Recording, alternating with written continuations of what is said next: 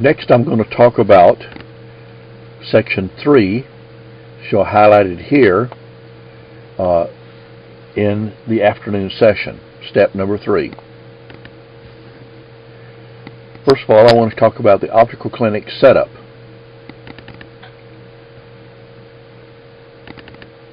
If you look at this screen right here, this is in the tab number 8 of your training manual. It talks about optical clinic setup, and you have to flip through a few pages to find it, but it's in there. And these are the steps involved in setting up.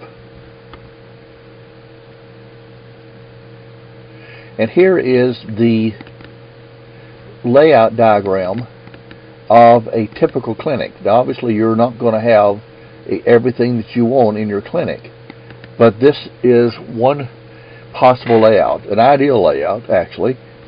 Essentially, what you have is outside the door, you have people on chairs waiting to get in. At this entrance, you have a translator, and the translator is going to ask them the nature of their problem. So if they say they can see well at a distance but not up close, you'll send them to the reading glass table, okay, and let them just do the reading test. If they say they're unsure as to how well they can see, you put them on the toe line right here, have them stand here, look across the room at the E chart. If they if they're saying that you also the translator is going to identify, get the person's age and assign a patient number to them. And the way I do that is I have a clipboard, and I put strips of masking tape that's about 1 inch wide on that clipboard. Let's say 8 to 10 on the clipboard. One end of the masking tape I will put 1, 2, 3, 4, 5, 6, 7, 8, 9, 10, and that is the patient number. And the other end is I put their age. So whenever the person is sitting in front of the individual here, monitoring or handling the autorefractor, then the autorefractor operator does not have to ask the patient their age, and of course has the patient number, which say you need both of those items to enter into the program. Now, if the translator determines the person is 20 years old, 20 years of age or less, then you want to dilate them. One thing to be cautious of: children tend to lie about their age, about their ability to see, in order to get glasses, because glasses to them are toys, and you don't want to dilate them if they really don't need them. And so what I generally do is I carry with me some clear glasses, or glasses without lenses, and I'll put those glasses in front of the child's eyes, and I will ask them, at this point they're standing behind the toe line, I'll ask them, can they see this chart clearly now with the glasses in front of them? If they say yes, then I know we're not telling the truth, and so I'll give them something, a toy, I'll give them some sunglasses, I'll give them something. I won't chastise them for lying to get a toy. Every child deserves such. If it's clear that they cannot see, then I'll have them dilated and put them in the dilation waiting area. Now, it takes 15 minutes normally for the drugs to take effect. But what you do is you flash a light, and there's a pin light in the optical case. You flash a light into the eyes, and you see if their pupils react. When both pupils are large and same size and do not react to the light, then you know that they're ready to be tested. Also, I give them a post-it note that has my watch time on it. And then if I lose track of time, I can look at the note, compare it to my watch, and see they've been there at least 15 minutes. After they are done with the dilation, you send them over here, waiting to be tested with the autorefractor. Go into this line here. And this is where they will sit to be tested. They either test across this narrow board or table, or you have them test across the corner of this table right here. More times than not, I test them across the corner of the table. And once you have printed out on this little printer right here, once they've printed out the pick list, the list of glasses that match that prescription, you give that to them, and they'll carry it over into this area where the fitters work. And these are the storing areas for the glasses. The fitters will fit them with glasses, give them a Bible or whatever else you may have. Sometimes you realize it's a great opportunity to evangelize, and then you send them on their way.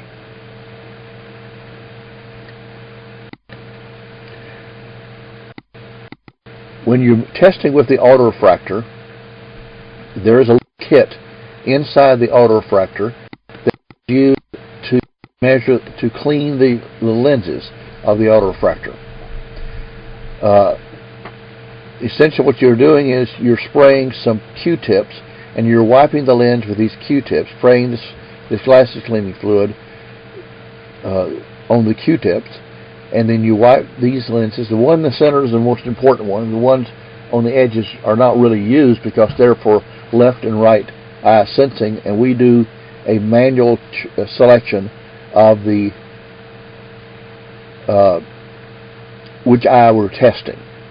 So you wipe the fluid over there, and then you use a little tissue paper also included in this kit to clean off all three lenses. And you make sure you can check to see if the lens is dirty by holding it up at an angle to the light until you can see a reflection of that lens, and then if you see any grease on it, you need to take care of it. If this lens is dirty, you may get readings that show astigmatism when in fact the person may have no astigmatism at all. So you want to keep this lens clean. Another reason it gets dirty is you're measuring the eyes. Instead of positioning that lens over the eye, you end up positioning it basically centered with the nose, and the nose goes into the lens and makes it greasy. Now, the Model I is also described in this class. Next, I'll talk about the Model I and using it. Here's the autorefractor Model I. What you do when you're measuring the Model I is you put the Model I on a table like this. You will not have these cradles to hold it. On the table like this, and then you will point the autorefractor straight into the eye, turning the viewfinder down at a 45-degree angle so that you can position the autorefractor point straight into the eye. You want to position the circle of dots and the two dots on the left and two dots on the right that you see in the viewfinder so it's dead center in the Model I.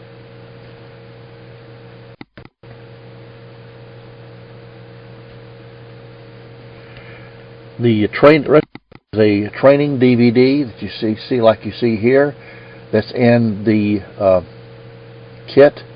This case, it's the optical case next to the DVD player, and you can actually play that on the DVD player. You'll also see similar information in the that's on the laptop that allow you to play and get further instructions on how to use the autorefractor, the Retromax 2, also the Retromax 3.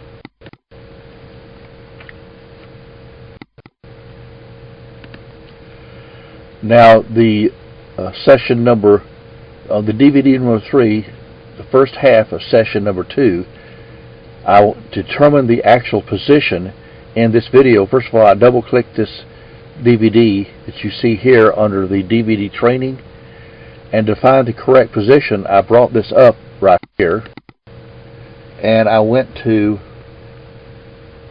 where it says autorefractor operation. I saw that it was 5217 into that DVD number 3. So you just move the pointer to 5217. I already have it set up running. So let me get rid of this.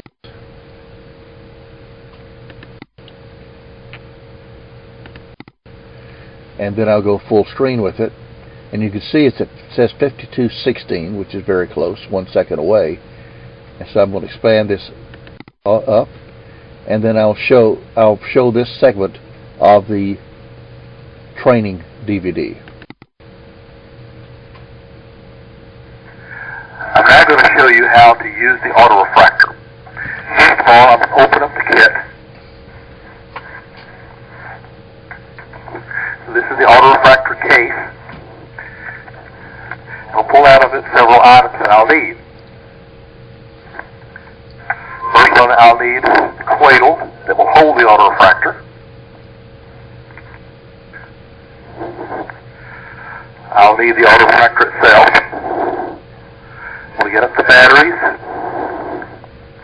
the cable, and the charger.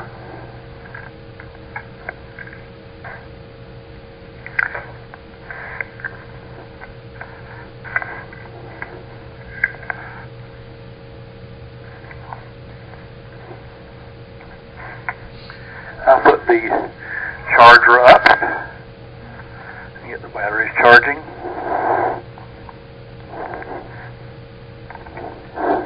Plug it into the wall.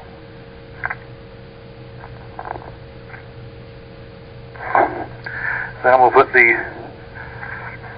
charger, the battery into the handle of the auto refractor, pushing down with my 2 thumbs.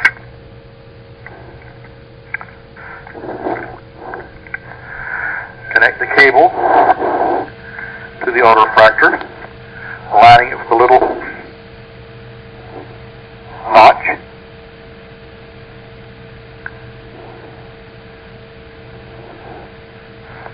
And then I'm going to connect the cable to the computer, and I'm going to plug in the video plug so I can pick up the video, and that will appear on your screen. So you can see what I see in the screen. So we'll go to quad view. Okay, and now I'm going to measure my wife's eyes. And you should see this on the screen. As always, I put the neck strap on my neck. And we'll switch it so that you can see what I see in the auto refractor. Top right hand quadrant, you'll see the auto refractor. What I see in the auto refractor. Now, show you about this instrument. This line's right here, and that's what you line up with the eye. The center lens is the lens that's going to be in front of the eye. The horizontal lens, on this side here, that's the line that's going to be lining up horizontally. So basically you're creating an imaginary crosshair across the lens, and that's what you got to position in her eyes. Now, whenever you position the instrument against her, I will put the palm of my hand, against the side of the instrument, and use my fingers to connect to the side of her head. The idea is to have a stationary connection between the instrument and her head, so that if she moves, the instrument moves, therefore the net movement is zero. And that's the idea. And this is the little headpiece. I usually put my finger between the headpiece and her head just to protect and keep her from having to feel the pressure of the spring on this headpiece. Okay? Take my glasses off. Now, there's a little adjustment right here that you can use to adjust so that you can see what's inside this viewfinder, which is what you're looking at the top right-hand corner clearly. And we'll come in. As I come in, you'll see her eye. If I'm too far out, it's going to be blurry and small. If I'm too far in, open that up wide, it's going to be blurry and large. So I want to be at the right distance. Don't blink. At the top, I've got to have that rotated so it says OK. And I got a measurement. Okay, and I'm going to switch over to the left eye. If I switch and press this button, then you'll see L-M in the top quadrant. That's in the viewfinder.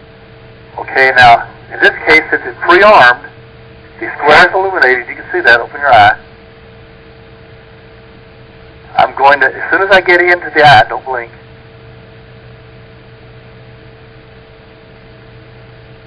Okay, I got a reading. Okay, so now I'm going to move the glasses inventory program, start it up, and move it into view so you can see it. And then when I transmit it, and I transmit it by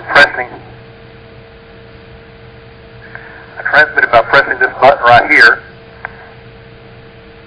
the print button.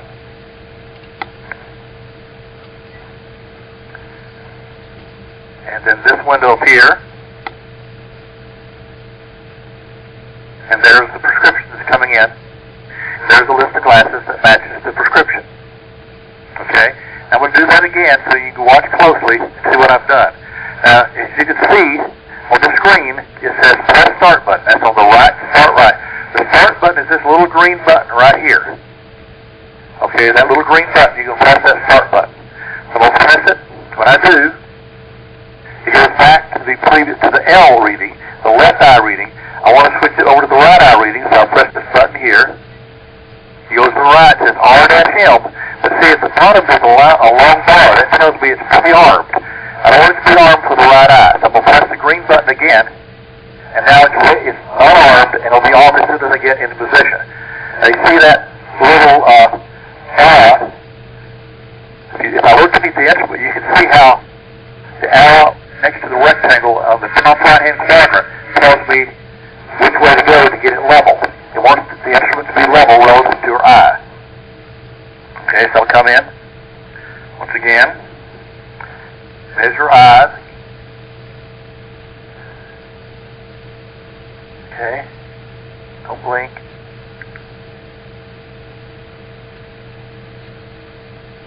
Right eye, okay.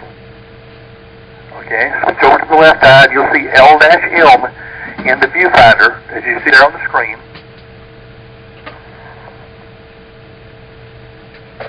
Open eye, open wide.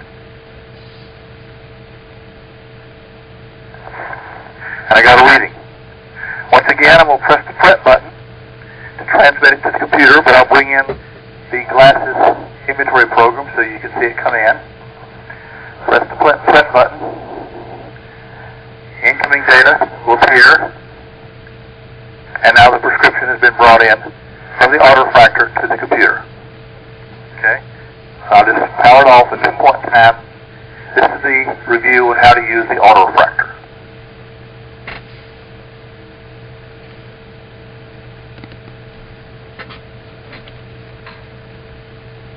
The next thing I'm going to show you is, I'll bring this back up so we can see it, is the setup, how to set up the optical system. This is tab number 7 of your training manual. And if you look here, I'll get a little smaller so we can see the whole thing. That's what it looks like. And it gives step-by-step detailed instructions of how to set up the autorefractor, the laptop, and the optical kit, the components of the optical kit. There's the cases, what they consist of.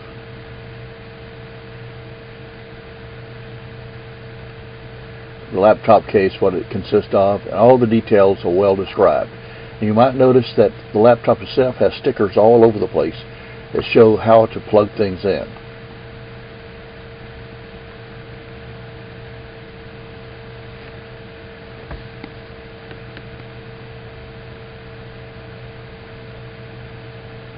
Now, last thing I want to show you is the reading charts. This is the Spanish reading chart that's included in your manual. And the way this works is you tell them to you hold this at 16 inches from their face, 40 centimeters, and you ask them to tell you the lowest line on this chart they can see clearly. For example, if they can see the 2.00 line clearly, but nothing below it clearly, you give them 2.00 readers and they'll be able to read the entire page.